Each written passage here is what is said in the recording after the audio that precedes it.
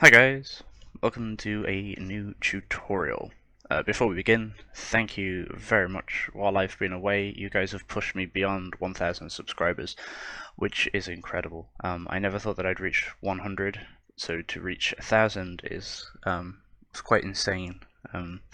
It's a little bit daunting to know that many people are watching me make stuff, so yeah, thanks. There we go. Now that the thanks are over with, let's get on with what you're all actually here for.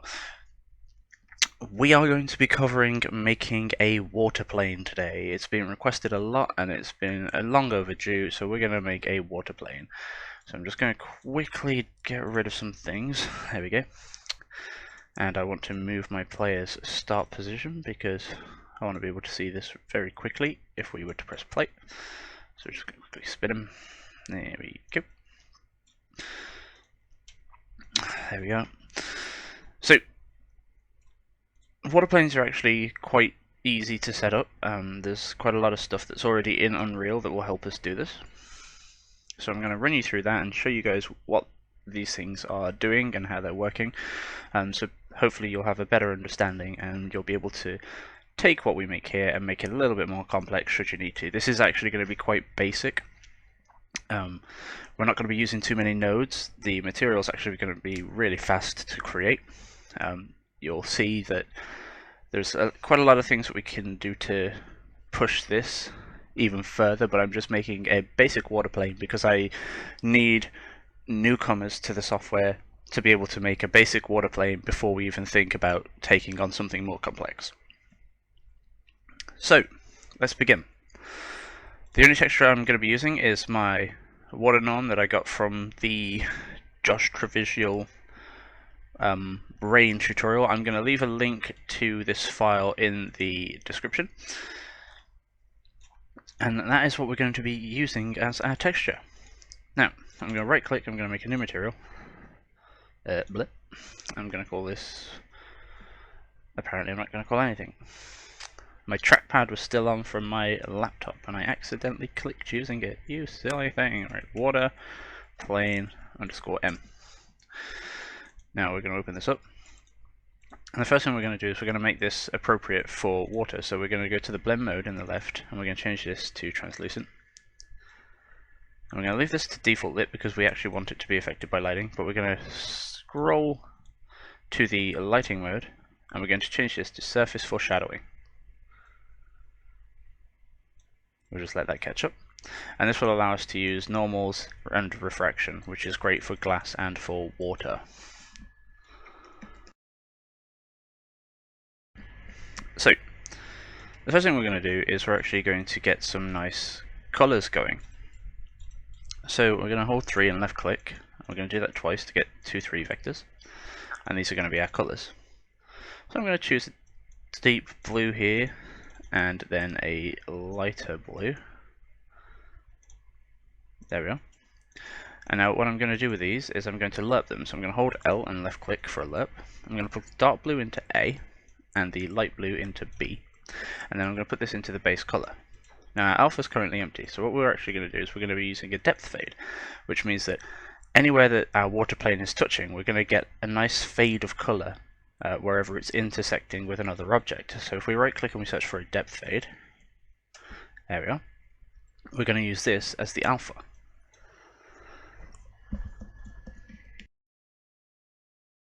Excuse me, I just, had to cough. You know what I'm like. Now, we don't want this depth fade to be quite as long as it is. So I'm just going to quickly apply this. And now we're going to go to content and we're just going to see if we can find a plane. Yep, we have a shape plane. These are very small plane.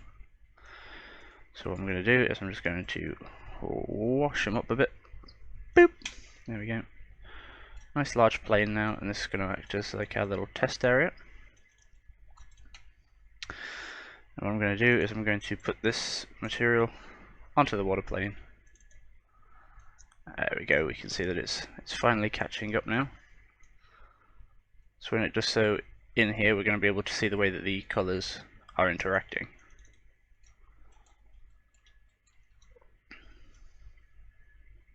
Come on, you cheeky thing.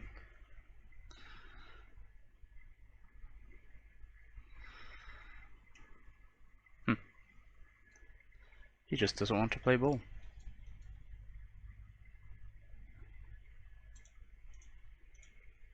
There we go.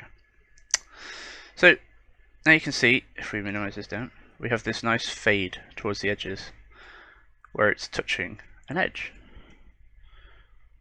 Now, dark blue is probably not the best of colours that we could go for. We could go for something that would represent maybe like a foam or a splash a little better. So we could change the dark blue to something a bit grayer.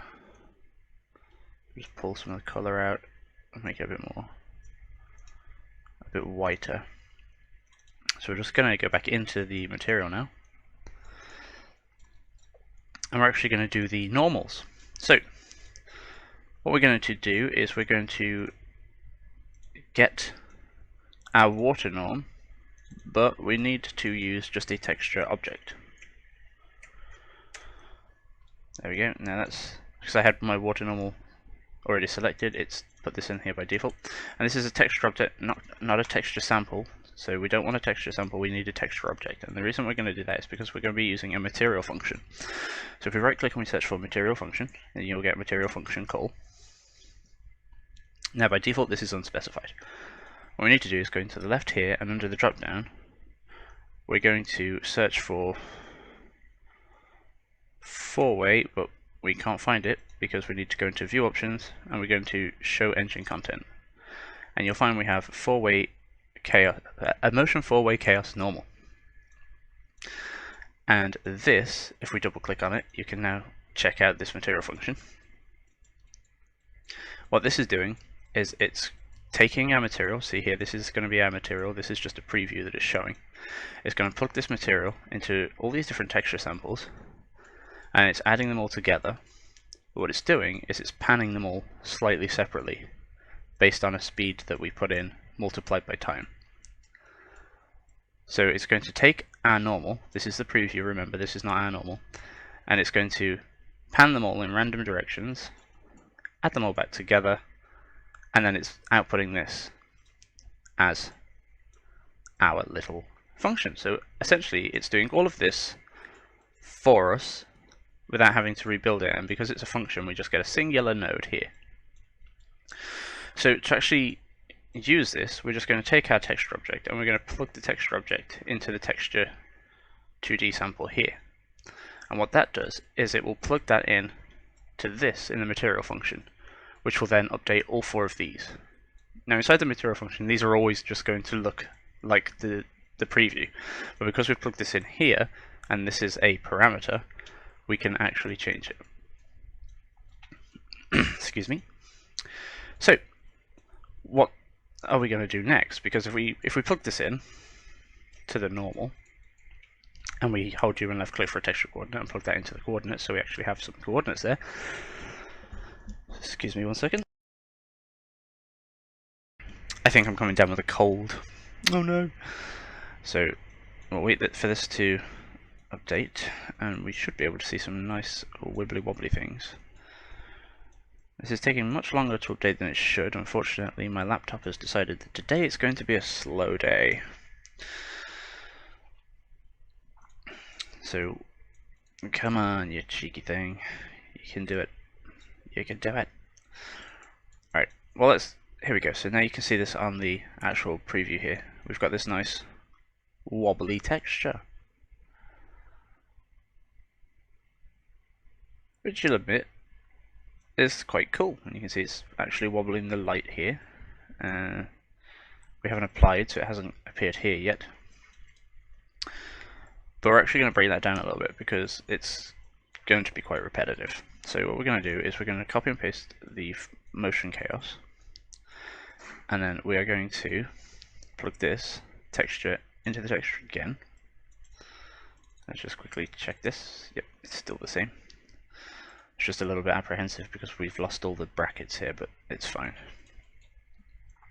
So plug in the texture into this one as well, and what we're going to do is hold A and left click for an add. We're going to add the results together, and then that's what's going to go into the normal.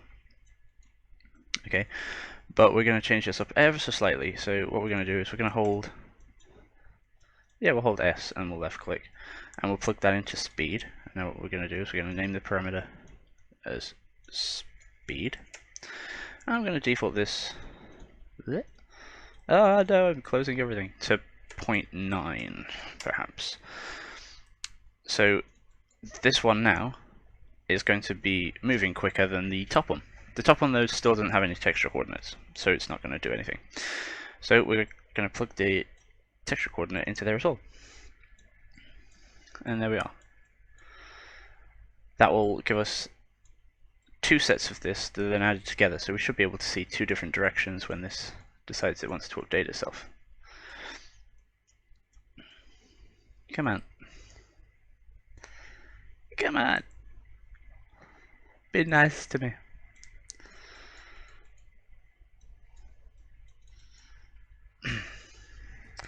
I don't want to go changing other things while this is still going, because I need you guys to see this.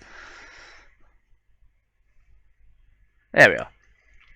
So you can see we've actually got two. You can see we've got some that are going in a slightly different direction there. So it breaks it down a little bit and makes it a little less obvious what's going on. So we right now are only using a 1,1 texture coordinate, so this is not going to be great because if we go beyond a certain size it's going to be stretched and gross. So what we're going to do is we are going to hold S and left click for a scalar.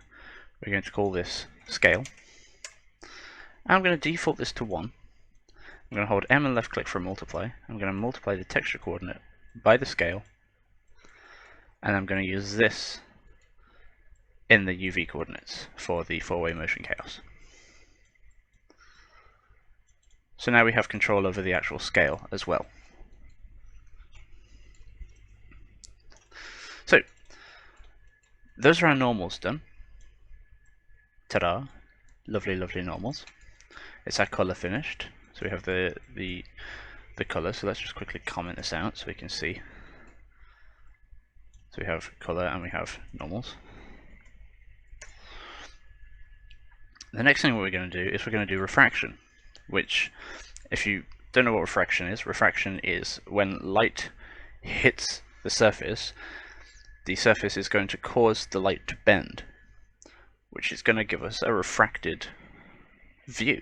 So basically, if you've ever seen the science videos where they put, say, an arrow into a glass of water and the arrow doesn't line up, that's what we're going to do.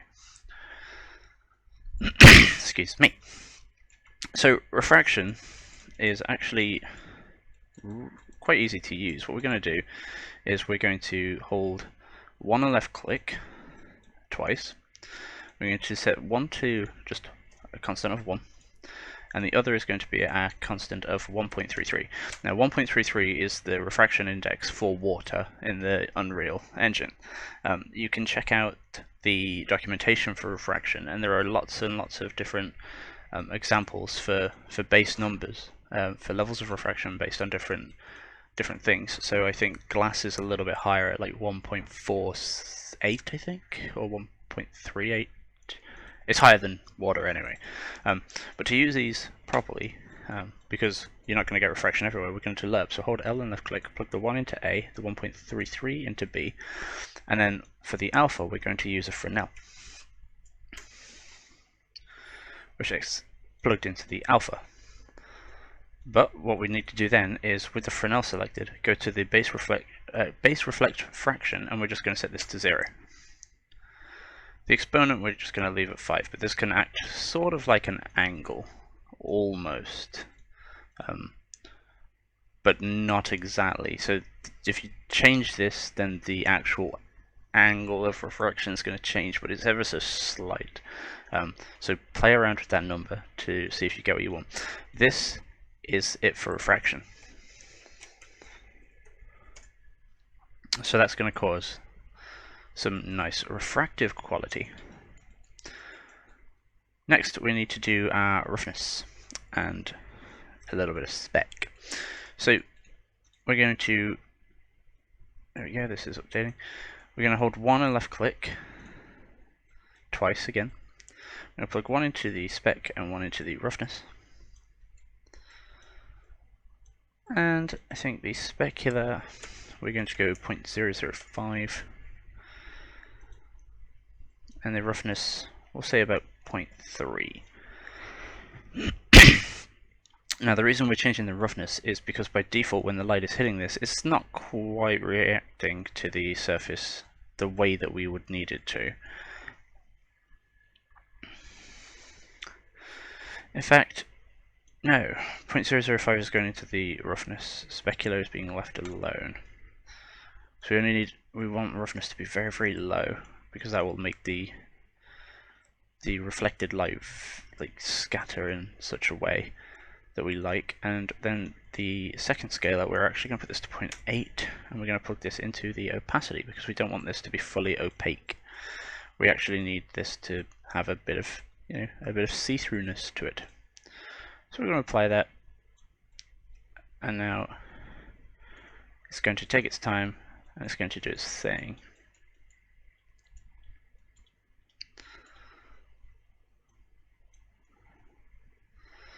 So it's doing.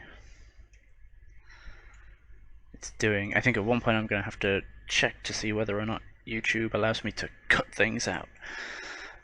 I think it does, but I'm a busy buddy. Come on, you cheeky thing. Now, one thing to mention is that your settings. Now, let's see. Oops. Your graphical settings need to be on high or epic for the refraction and translucency to work correctly. Off the top of my head, I can't remember where those are. I think it's not going to be. I don't believe it's going to be in here. Oh, here we go. So now you can see the wobbling. You can see we've got the. If we go above, you can see that the light's responding in quite a soft manner, which is nice. This is what we wanted. We wanted it to get broken down and look soft rather than harsh. You can see that it is wobbling. It's wobbling around. Can we get some refraction to show? Let's see, if we go to a specific spot, can we get some refraction? Yes. See the stairs here are nice and refracted. Let's just full screen this. You see that we can see the cube underwater, and we can see some of this, and the refraction here of the stairs. So the refraction and reflections all working nicely. You see that we can see the wobbling here. You see, yeah, see the stairs here? Very, very nice. Now these colors aren't fantastic. So what I'm going to do is we're going to quickly change the colors. What we're going to do is we're going to say, let's go into this. We're going to right click the colors and we're going to convert them to a parameter for both. The first we're going to call foam color, and the second we're going to call water color. Okay, there we go. And we can do the same with the texture object. Oh no, we can't, because it's a texture object. We can't just parameterize this. So we have that colors sorted. I'm just going to quickly apply that. There we go. And then I'm going to right click the water plane and create a material instance. I'm just going to leave that called inst. We're not going to see this, but we're going to tick these on the left hand side, so we get all these different parameters that we can change here. I'm actually going to make this quite a darker color for the main water, and the foam I'm going to make a slightly, ever so slightly lighter version. So maybe if I save this color and take that into here, select this color and then just lighten it ever so slightly, like that. There we are. And the scale I'm going to have to bump up, so we'll say 10. I'll quickly press save on this, and we're going to put the instance onto the plane instead.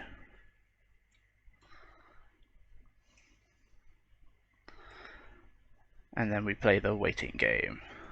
But look at that booty. Look at that. Here we are. So now you can see we've got this nice wibbly wobbliness to the top of this, which almost looks like some wind blowing the surface of the water.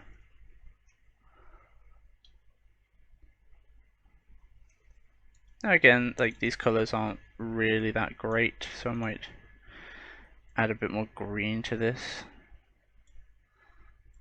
But because we're using a material instance now, we can do this in real time and see the effect that we're having. So I'm going to remove some blue, remove some red, add a bit more blue to this, a little less green, and then the foam,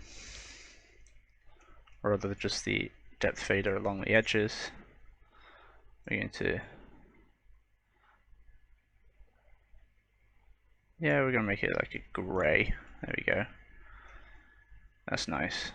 So we like that. So you can see that the refraction's working nicely. Now, obviously, the deeper your water, then the darker you're going to make this, because you're going to want a darker bottom. So say if it's quite deep water, we might even, in fact, we could change the parameters. We could set the opacity to a parameter and call this opacity.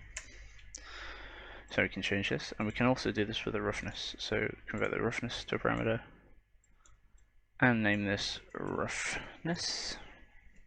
If we could spell roughness. There we go. Now then, is there anything else that we can turn into a parameter? The fraction we don't want to mess with because water refraction is 1.33. We've got speed and scale sorted. No, there's nothing else that we could really change about this. So we're going to leave this speed alone. You could add some speed to the second one if you wish, but for this example I'm not doing so. Let's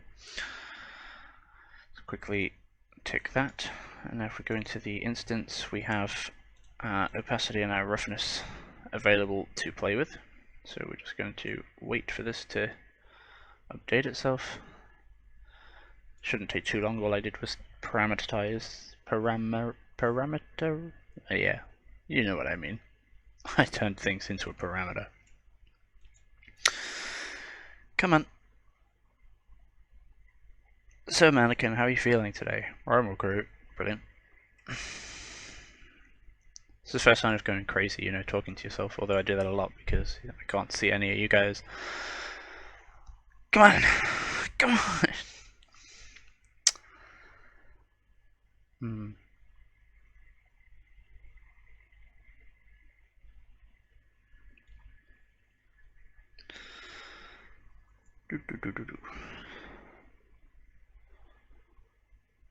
There we are. So, now we have access to our roughness and our opacity. So we can take our opacity and we can scale this however we like. We can make this very, very, very dark if we wished. As you can see here, we still get a little bit because of the depth fade, which is really nice. In fact, it's probably the depth fade that I was thinking we could add a parameter to. I'm not sure if we have an input for the... Can't remember off the top of my head. Oh, we can. So we can actually parameterize the fade distance. Now, to do this, hold S, plug this into fade distance, and then give it a parameter. By default, we've got this set to 100, which is the fade distance, and that determines how far the fade distance is. Now, I'm not going to mess with that because I don't want to compile this. But if you guys want to, then feel free to add that into yours. So what else have we got here? We've got the roughness here. So the closer to 1, the rougher the object. So if we go all the way to 1, it's very, very rough. You know, you can't see anything. And you can just about see some wibbly wobbly. So the lower the roughness, you see here now we've got this really weird, the light reflecting, it almost looks like jelly. It's because this is now too rough. So we're going to lower this down. And there you go, that's about what we had before, so 0.005 is quite a nice roughness. The opacity, we can turn this all the way down if we wish, but that's not really that nice. We turn it all the way up again to 0.87. That's quite a nice thing. Now, of course, you can do what you want with this water. I mean, if you decide you want the water to be pink, then you can go for it. If you want this water to be green, you can go for it. It's more like acid now. But of course, it's up to you. It's whatever you want to do with this. This just has this nice effect on the top.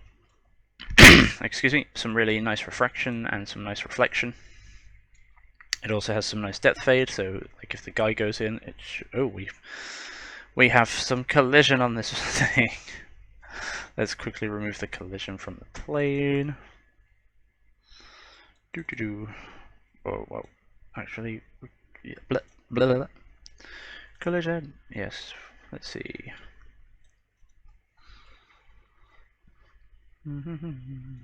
We want to, there we are.